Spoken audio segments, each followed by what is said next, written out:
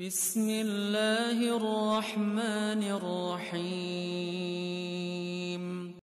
Assalamualaikum. Jangan lupa like, comment, and subscribe. Bye. Walaupun mendungnya di Banda Aceh, tapi hujannya di Sigli. Maknanya apa?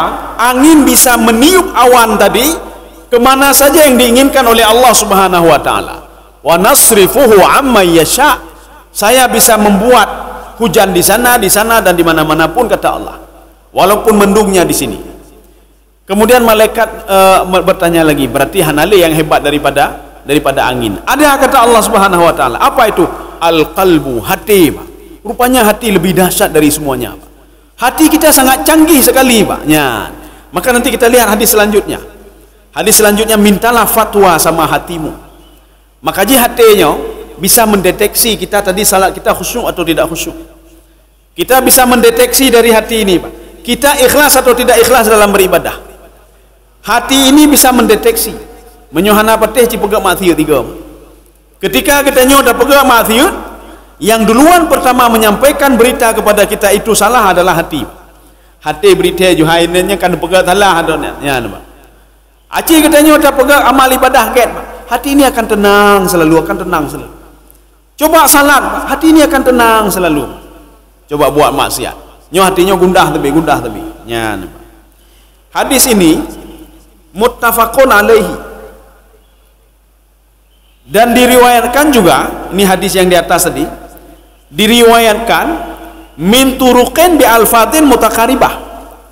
Ada lafaz-lafaz yang hampir sama nanti. Ya, maka jika katanya untuk beda pasalah hadis gop ni, Pak. Hadis itu banyak sekali. Tetapi yang tidak pernah berubah adalah hadis innamal a'malu binniyat. Itu tidak pernah berubah sedikit pun. Tidak ada annamal a'malu, tidak ada. Tidak ada innamal amalu, tidak ada. Innamal a'malu binniyat. Maka sebagian ahli hadis mengatakan hadis itu hadis mutawatir. Innamal a'malu binniyat. Kenapa? Lafadznya tidak berubah sedikit pun. Tapi hadis ini, kalau kita ketemu nanti di dalam kitab yang lain, itu bisa saja berubah, ada alif lamnya atau berubah sedikit. Ya, dengan lafaz yang hampir sama, bi alfadhin mutaqaribah. Sekarang kita masuk hadis yang kedua. Oh ya, ini sebelumnya begini. Kalau kita ketemu sesuatu di jalan, ya nembak, pujet acok, jet apa jauh, ya nembak. Ini seperti Rasulullah sallallahu alaihi wasallam. Rasulullah memang mengharamkan zakat untuk beliau. Beliau mengharamkan zakat. Hanjuk jo zakat kelun. Hanjuk jo sedekah kelun, kata Rasulullah. Tak boleh kasih sedekah untuk saya, kasih zakat untuk saya. Pada suatu hari Rasulullah sallallahu alaihi wasallam marah bi tamratin. Ada melihat korma, Pak. Nah, korma red. Ya, di tengah jalan. Ketika sedang berjalan-jalan, nah korma, apa kata Rasulullah? Kalau seandainya korma ini bukan untuk bayar zakat, maka akan saya makan korma ini. Maka ketika itu Rasulullah tidak makan korma itu. Kita jangan salah paham. Jangan kita memahami hadis ini, oh berarti pupu merumpuk jalan tak jauh ju. Ya nembak. Waktu ada buka laci, Pak, umar lepeng ke Pak. Barang temuan, Pak. Pak jauh ju, Pak. Oh tidak, kita harus membedakan. Mana luqatah? Luqatah itu barang temuan. Mana yang haram, yang jatuh dari pohonnya, itu bukan barang temuan namanya. Naboh urut dari bab. Apakah ada? Oh, Rasulullah natan merumpuk sesuatu gecok ke pajuh li Rasulullah. Ya nembak. Yang di Rasulullah ketemukan itu luqatah. Tapi Imam Asy-Syafi'i dan pengikut Syafi'i dan Syafi'iyah boleh kita makan buah korma tadi, tapi dengan syarat. Ketika sudah makan, waktu kita jalan-jalan, ijak di urungnya balik, Pak. Urung mekak korma bunuh baji. Di kendaraannya jatuh satu korma. Dia lihat, dia baliklah. Nah, kalian korma lon yang red, oma kalung paju harus ganto bi'iwadin dengan harga korma tadi. Katanya mbak urung yang padum yung korma rot. 3 kilo duno, berarti nyo sini harun bayi duno. Menyohana ta bayi tak paju harum katanya. Tak paju harum. Ya. Tetapi ini namanya luqatah. Luqatah itu barang temuan. Kalau seandainya barang temuan itu sesuatu hal yang membuat rusak kalau tidak digunakan, maka boleh dimakan. tetapi dengan syarat ganti nanti dengan harganya apabila sudah ketemu dengan pemiliknya. Yang kedua, lukatah itu duit temuan. Lagi Ustaz Bukhari menumpuk peng 2 un. Nya 2 un nya menyokan 200 ribu, 50 ribu, 22 atau 30 ribu. Nya enggaknya hanya gecok ke baju pengnya. Tak boleh, harus diumumkan dulu. Nya kita ketemu emas di jalan, umumkan dulu emas itu. Umumkan dulu melalui pengeras suara, baik dengar ligop. Bina cimah pak, kita umumkan. Baik tiga ada umumkan. Nyo barang gaso kada me, kada. Umah hana berita. Kita cok kita nyo, itu haram, tak boleh. Ada jangka waktunya. Setelah sampai 1 tahun tidak ada yang ini, baru boleh. Nyan, baru boleh. Kaum muslimin sedang jamaah yang dirahmati Allah Subhanahu wa taala. Jadi makanya kalau ada boh ugok berat ni nak, hanya dah cok haram, bahkan atau pun dah cok mbak. Tapi kalau ketemu buah kelapa itu di jalan raya ketemu mbak. Ini kalau enggak kita makan sayang bro. Boleh makan, ketika ketemu dengan pemiliknya harus ganti harganya. Atau pemiliknya mengatakan berbalik lagi third. Harus tak minta buah uji kan mbak. Jadi bagaimana caranya? Udah tinggalkan saja. Ya, mbak, tinggalkan saja. Dalam kondisi tadi Rasulullah tidak makan juga korma tadi bahan apa johji. Cuma Rasulullah ingin membolehkan kalau ada orang yang ketemu sesuatu di jalan boleh dimakan dengan syarat kalau ketemu sama pemiliknya ganti korma itu atau harga korma itu. Ya, ini namanya wara. Wara itu menjaga diri. Man. Tapi kalau ketemu benda yang awet lagi peng, ambil ke bahile, umumkan. Ya, umumkan ele. Kaum muslimin sedang jamaah yang dirahmati Allah. Hadis yang kedua. Wa an Nawasi bin Sam'an radhiyallahu anhu anin Nabi sallallahu alaihi wasallam. Jadi Nabi sallallahu alaihi wasallam bersabda, "Al birru husnul khuluqi." Yang dikatakan kebaikan itu adalah husnul khuluq, gen akai, gen akhlak. Untuk supaya gen akhlak, tak gen hati. Supaya hati get, maka harus ada sifat wara. Wara itu menjaga diri. Supaya tidak makan yang haram, maka kita jaga diri. Ijo li tidak hanlun. Yan.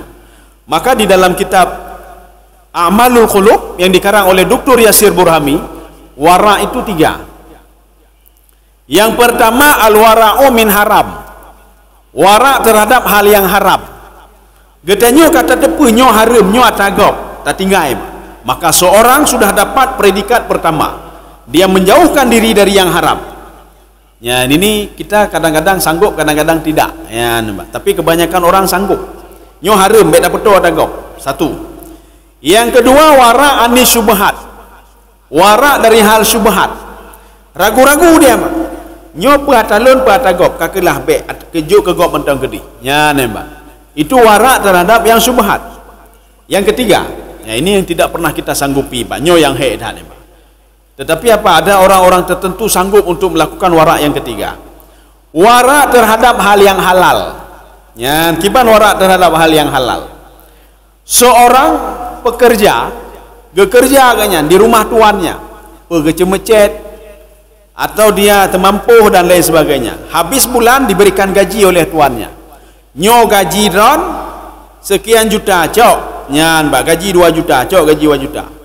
Kan halal tadi, Pak. Gaji 2 juta itu halal bagi dia. Kenapa halal?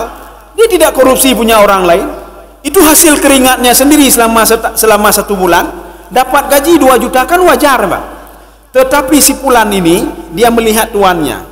Tuan lo main judi. Tuan lo ni pajo haram. Gaji haram hijau kelon. Han, Pak. Maka dia tinggalkan, Pak. Ini namanya wara terhadap hal yang halal. Itu halal tapi dia nak mau, Pak. Contoh lain. Katanya diundang makan-makan, liurun korupsi, Pak. Ganya ke korupsi atas negara, Pak. Korupsi atas negara. Habis ke korupsi ke pegatnya, ke pegat pesta kan, Pak. Syukuran, Pak. Syukuran korupsi, Pak. Habis ke korupsi pegat syukuran. Gundang tu orang menduk. Kan makan itu kan halal, Pak. Tapajo halu undangan gop, tapajonya kan halu. Tetapi ada seorang undangan melihat hail baju lu. Pakon, nyangkanya korupsi ada gop, pergi pajo badanya. Han lu mah, han. Kakak bagi bancara, angkat aduk mendak. Kenapa duk mentang? Karena yang wajib itu adalah undangan, bukan makan. Yang wajib undangan, Pak. Wajib memenuhi undangan. Ya, Pak. Wajib memenuhi undangan. Bukan makan, makan wajib. Makanya ketika diundang oleh seseorang wajib datang walaupun tidak makan. Maka pemilik rumah tidak boleh terpaksa. Pajuh, Yohana pajuh hana ridha lu. Tidak boleh, Pak. Bisa saja orang sedang berpuasa. Ya, Pak. Bisa saja sedang berpuasa. Kaum muslimin sedang jamaah yang dirahmati Allah Subhanahu wa taala. Ini namanya wara terhadap hal yang halal. Maka jiwa teh diundang tatanya ngeleso yang undang. Bandar narkoba yang undang, Pak. Narkoba atau orang korupsi, Pak. Atau dia itu penjual hal-hal haram, Pak. Imekat bir, imekat nyoy, imekat ji, ya undang dia katanya, Pak. Ketika itu kita katakan apa? Boleh, saya datangi saja undangannya, tapi saya tidak makan. Kenapa? Itu hasil makanan dia beli dari yang haram itu. Ini warak yang warak halal, Pak, namanya. Menyo level katanya han, Pak. Han. Katanya han tak kalian le gede, Pak. Tak kalian pun yang penting nama kenai di ku, Pak.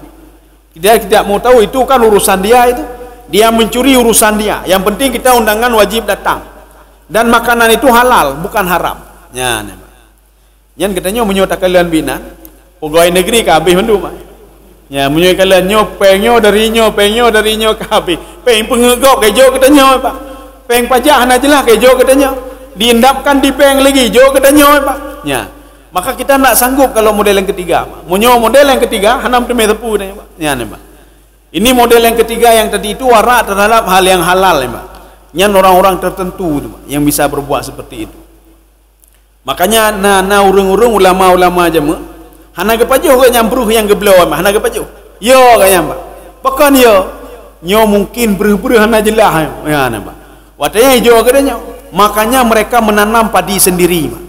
Dari keringat sendiri, semua sendiri, Pak. Kenapa? Karena supaya dia itu muncul warak, menjaga diri dari hal yang haram. Nyo katanya han tanggup boleh, Pak. Nah padi tak blow padi. Nak mau tahu kita apakah padi curian atau bagaimana atau ada. Yang penting tak blow yang halal, Pak. Itu kan halal. Ya. Kita lanjut. Wal ismu mahaka fi nafsika.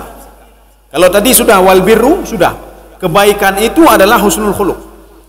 Baik akhlak. Angkanya yang kalian, Pak. Ya. Kalau sudah baik akhlaknya, maka dia itu sudah melakukan kebaikan. Bagaimana baik akhlaknya? Menjaga hatinya. Bagaimana menjaga hatinya? Waraklah terhadap hal-hal yang haram dan syubhat. Walaupun yang kelihatan ada pupuk katanya. Tetapi yang dikatakan dosa itu mahaka fi nafsika. Yang membuat dirimu resah itulah dosa. Maka kita nyoba tajak-ajak ka resah, Pak. Berarti ada syah ada pupuknya, Pak. Ya, begitu hebatnya hati ini, Pak. Hati memberitahukan kita kalau kita sudah berbuat hal-hal yang salah. Menyohana patih ciri bahagop tiga, Pak. Aci keung gegop tiga. Abe tak keung gegop tiba-tiba urang yang keunnya naik di keung katanya, Pak. Yang duluan medakdu pe hati, Pak. Kan nulai medakdu. Hati medakdu. Hati memberitahukan urangnya kan naik di keung urangnya, Pak. Ya, urang yang nekeun muno nyampai di keung. I dengar lompo yang rom pegah, Pak. Hati memberitahukan kita, Pak. Ya. Makanya fal ismu, kalau ingin mengetahui dosa itu, lihatlah hatimu. Kalau hati selama ini resah, Pak, tidur tidak nyaman, berarti ada dosa yang kita lakukan. Ada dosa yang kita lakukan. Ya. Wa karihta ayatla alaihin nas. Dan kamu benci yang ada di hatimu itu diketahui oleh manusia.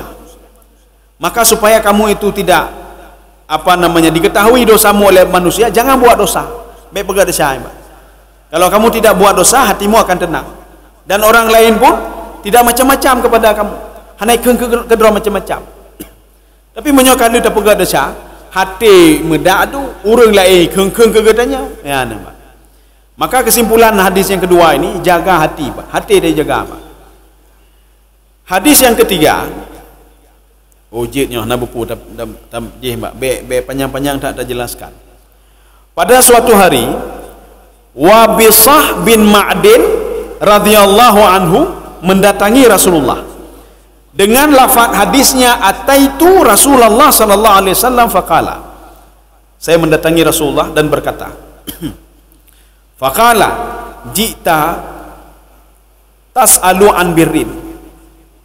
Rasulullah mengatakan, kamu datang kemari ingin menanyakan sesuatu hal tentang kebaikan, bukan? Kata Rasulullah. Ya. Pemuda tadi menjawab, qultu na'am. Maka pemuda tadi mengatakan, ya Rasulullah, saya ingin menanyakan apa kebaikan itu apa sebenarnya. Rasulullah mengatakan, istafti qalbak, mintalah fatwa, mintalah ilmu itu dari hatimu. Ya, nampak. Maka inilah tadi yang kita katakan tadi, begitu hebatnya hati, Pak. Rasulullah mengatakan, istafti qalbak, mintalah pengetahuan, ilmu dari hatimu. Hatimu sebenarnya sudah tahu kamu berbuat dosa atau tidak. Walaupun tak pemutham-mutham, hana lu baju harta haram, hana lu hati apa hana, hati mendadu juga. Ya. Maka kalau kamu ingin tahu kebaikan sama hatimu, kamu tanya. Kalau kamu ingin tahu kejahatan sama hatimu, kamu tanya, kata Rasulullah. Sama hatimu tanya. Hatimu tahu itu dosa. Hatimu juga tahu kalau itu benar. Istafti qalbak. Maka Rasulullah mengatakan, albirru, kebaikan itu matma'annat ilaihin nafsu. Jiwa ini tenang, berarti kamu sudah berbuat kebaikan. Nyoronyo katanya habis semayang subuh, tatbi luar katanya, tenang jiwa kita sudah berbuat kebaikan berarti. Hanaru takeng gegau. Menyoroh takeng gegau, maka hatinya sampai mendadu. Ya, sampai mendadu. Hokanya, wal ismu watma'anna ilaihil qalbu. Jiwamu tenang, hatimu tenang, itulah kebaikan. Wal ismu, yang dikatakan dosa itu adalah mahaka fin nafsi wa taraddada fi sadri, yang membuat hatimu resah dan hatimu resah dan hatinya mendadu sampai Pak, mendadu. Itulah dosa, kata Rasulullah sallallahu alaihi wasallam. Wa in aftakan nasu wa aftuka, walaupun manusia semua berfatwa hana pepu pajo haram, hana pepu, tetapi hatimu tetap mengatakan itu haram, ya. Karena kan jino bino, Pak. Ketika semua sudah korupsi jamaah, ipegah hana pupu korupsi jamaah, hana pupu pajuh lajunya kata tanya nacit, ya, Pak. Walaupun sudah berfatwa demikian, hati tidak bisa berbohong, kata Rasulullah. Hati tetap mengatakan ini tidak boleh, ini tidak boleh. Maka jangan dengar orang lain, dengarkan hati kita, Pak. Dengar hati, Pak. Ketika kita dihadapkan dengan nyona jabatan harus bayar, Pak. Nyan. Nangan lun di telpon lun, Pak. Ada beberapa bulan yang lalu. Lun dijuk jabatan di pemerintahan, Pak. Tapi cuma ialah kepeng, Pak. Lun cok bebek, ya, Pak. Lun cok bebek. Lun pekah tanyang Mbak Hati don, tanyang Mbak Hati don. Nyo nejo peng selama ini saudara akan berpikir bagaimana duit itu bisa kembali. Saudara akan mengatakan melakukan beberapa hal. Naridha hati don. Necok pengnya nejo kana naridha don. Necok pengnya nepajo yang kan haram neridha don. Menyuhana bae nepubutnya, ya, Pak. Baik kepu jabatannya tapi membawa saudara kepada kehancuran. Ya, Pak. Baju harum lagi. Artinya apa? Jabatan itu dibeli dengan harta, ya, Pak. Dibeli dengan harta. Walaupun orang mengatakan hana pupunya, ya, Pak. Kasih fatwa hana pupu. Tetapi hati tetap, kata Rasulullah SAW, hati ini tetap mengatakan tidak boleh. Wa in aftakan nasu wa aftuka. Walaupun mereka memberikan fatwa, tidak apa-apa. Lagi kita ada pegah bak ane ada yang Pak. Hana pupu ni buka puasa lah juna hana pupu, ayah tanggung ni, Pak. Walaupun pegah ayah tanggung tetap hanjuk cin, Pak. Hanjuk cin, Pak. Kalau sudah tidak, maka anak itu selalu gundah hatinya. Ya hana hana pupu ya tanggung ni hana pupu ni. Ya, Pak. Oh nyona na riba korup bacut hana pupunya, bacut hana pupu, Pak. Walaupun dah pegah hana pupu, tapi hati ini mengatakan tidak boleh. Dan yang haram itu tetap haram. Tidak akan dia berubah menjadi halal kecuali ad-daruratu tubihul mahdzurat. Ini bagian makan memakan.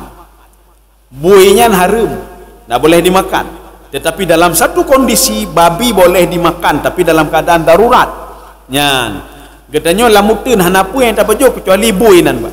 Boleh babi disembeli hanya sekedar kenyang saja, kan kenyang sudah mengganjal perut. Setelah itu nak boleh makan lagi. Apabila sudah mengat halagon tamah yang tamah yang haram, Pak. Jadi artinya sebelum itu boleh dibolehkan tapi menyotamah haram. Tetapi kalau dalam hal korupsinya hana darurat, Pak. Nyo darurat hanya harus terpejuh. Bukan nyoan hanjit dah belum betul, ya, Pak. Hanjit dah belum dano. Nyo darurat harus tercok. Yang kan darurat memang haram, Pak. Bukan darurat, ya, Pak. Ada gok kita dah cok ada gok darurat, ya, Pak.